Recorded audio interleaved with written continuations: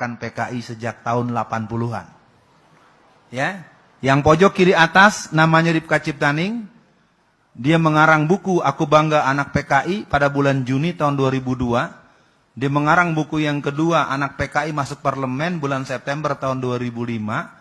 Dia mengarang buku 50 tahun Anak PKI bulan September tahun 2008. Dia mengarang buku yang berjudul Menuju Jalan Perubahan tahun 2012 untuk menjadi buku pedoman pemenangan Gubernur Jakarta yang berasal dari Solo, yang sekarang jadi presiden.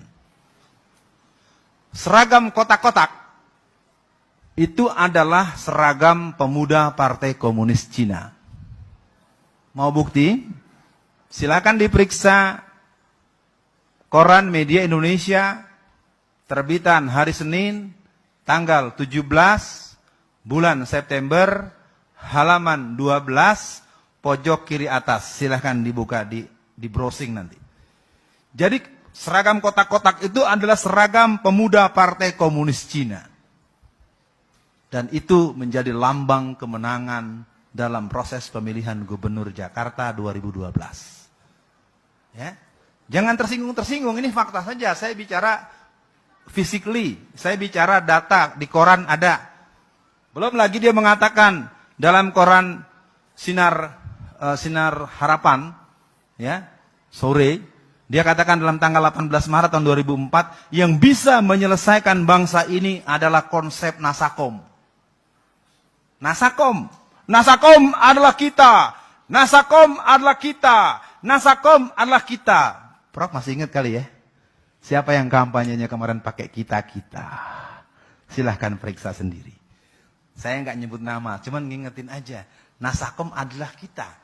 Kemarin kampanye ada yang pakai kita-kita. Nah. Ya. Atau, ayo kerja. Itu tagline negara komunis. Ya, komando, ayo kerja. Itu adalah tagline negara-negara komunis. Silahkan periksa. Jadi kalau mulai dibilang semuanya udah di depan mata, ada dekat dengan kita. Lalu kemudian disampaikan ada yang tidak terima. Persoalannya adalah mau kita tutup fakta sejarahnya atau ceramah ini diberhentikan karena dianggap memberatkan buat pemilik tempat maupun para pendengar. Saya tidak tahu. Yang jelas saya harus menuntaskan sampai tanya jawab. Lanjut. Sebentar. Orang-orangnya belum semua ini. Ya, biar jelas, siapa-siapa aja, jangan cuma lihat gambarnya aja. Yang tengah bernama Budiman Sujatmiko. Dialah yang menggolkan undang-undang desa. Undang-undang desa itu adalah skema undang-undang desa mengepung kota. Dia ingin memberikan bakta kepada seluruh masyarakat.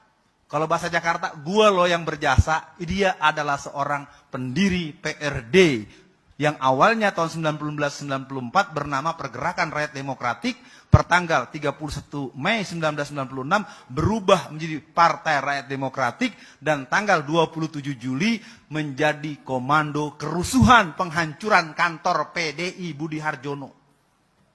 Ya, kalau yang tahu sejarah, ini manusia adalah penghancur PDI. Saya tidak mau berbicara pro kontranya, karena kemudian kan muncul PDI Perjuangan, itu nanti bicara sejarah lain lagi. Apa yang dia pimpin? Bagaimana Budiman Sujatmiko itu? Dia adalah seorang pemimpin Partai Demokratik yang mana PRD merupakan PKI dengan casing baru yang sudah melakukan kongres yang ke-8 pada tanggal 24 sampai 26 Maret tahun 2015 di Hotel Akasia, Jakarta Pusat, sederetan dengan kantor Dewan Dakwah Islamiyah Indonesia dan kantor Muhammadiyah Jakarta. 24 sampai 26 Maret 2015. Di Hotel Akasia, kongres yang ke-8. Jadi kita lihat sekarang, PKI di satu sisi, PRD di sisi lain, dan para generasi-generasi tradisional romantisme. Jadi PKI ini sekarang tumbuh di semua tempat.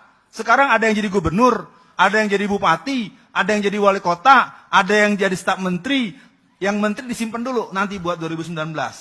Jadi pemilu nanti dengan adanya menang di gelombang pertama pilkada serentak ini, nanti pilkada serentak lagi tahun 2017, 2019 negara ini adalah negara demokrasi yang komunisme.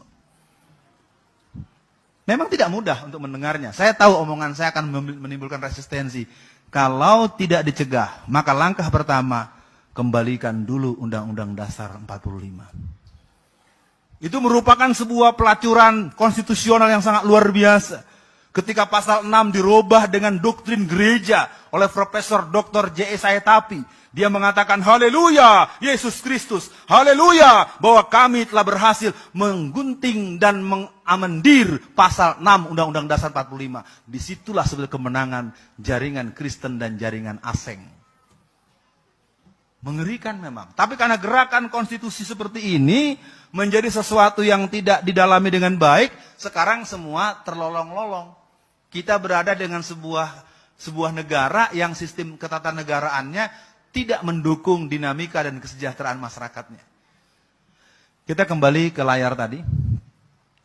Nah, yang sebelah kanannya namanya Andi Arief. Andi Arief ini adalah seorang yang pernah menjadi staf menteri, dia menjadi komisaris PT POS dan pernah menjadi ketua BNPB. Satu hari beliau telepon saya. Saudara Alfian, Anda hati-hati. Anda akan saya tangkap. Karena Anda telah mencemarkan nama baik saya. Waduh. Takut juga kan mau ditangkap Pak. Aduh ditangkap gue ini. Maaf ya Pak, ini siapa ya? Nggak kenal sama nomor ini, maklum saya rakyat biasa. Saya Andi Arief. Anda telah mencemarkan kemana-mana Anda sebut nama saya. Andi Arief anak Lampung. Kan lu sendiri yang bilang, I'm is young generation PKI. Oh, Anda masih ingat aja sama saya? Kalau gitu tahu sama tahu aja lah. Katanya mau nangkep, nggak jadi ya. Jadi sekali lagi para hadirin, memang mereka ini sekarang pede. Ekonomi makmur, jadi pejabat. Ya kan pertanyaannya kenapa kader-kader muda PKI ini bisa jadi orang penting. Sementara pemuda-pemuda Islam yang punya jiwa tauhid, yang punya sambungan dengan Masyumi, yang punya sambungan dengan NU, yang pernah bekerja sama pada awal-awal pembentukan Bintang Bulan Masyumi Palu Arit PKI. Kan gitu ya. Pasti ingat itu zaman-zaman 50-60an. Jadi yang namanya Andi Arief ini ternyata dialah yang bernama Mirah Mahardika. Setelah Musso gagal tahun 48, Musso menyerahkan kepemimpinan kepada DN Aidit, DN Aidit gagal menyerahkan kepada Sudisman yang kita bacakan tadi, Sudisman menyerahkan kepada dia. Jadi kelompok komunis itu memberikan penyerahan tugas yang tuntas. Kalau kelompok Islam, saya mohon maaf, sering gazebo. Nggak jelas bo. Nggak ketahuan. Sekarang muncul seorang Alfian Tanjung menjadi orang yang bicara banyak soal PKI, kalau bahasa Jakartanya siapa kamu, siapa lu. Nah paling tidak saya coba tuntaskan ke gambar-gambar yang 6 ini saja dulu. Ya. Yang pojok kiri bawah dikenal dengan Oneng. Calon Gubernur Jawa Barat bersama Teten Mas Duki. Jadi Gerwani dan pemuda rakyat sekarang bersiap. Mereka akan paksa tarik Ridwan Kamil menjadi Gubernur Jakarta untuk bertanding dengan Basuki Cahayapurnama supaya benteng Jawa Barat jebol. Maka saya bilang pada teman-teman di Jawa Barat, teman-teman yang coba ngobrol-ngobrol soal politik, jangan tarik Ridwan Kamil ke Jakarta, nanti bentengnya lemah di Jawa Barat. 2002 dia adalah orang yang terang-terangan telah masuk pada jaringan komunis internasional. Dialah yang bersama dengan Ripka Ciptaning, ya si Rike ini dengan Ripka Ciptaning tadi yang hadir dalam peristiwa Pakis Ruyung di Banyuwangi hari Kamis. Tanggal 10 bulan Juni tahun 2010 dia mengadakan kerusuhan dengan mengundang keluarga besar PKI untuk datang ke sebuah tempat yang disepakati di Banyuwangi. Yang kesasar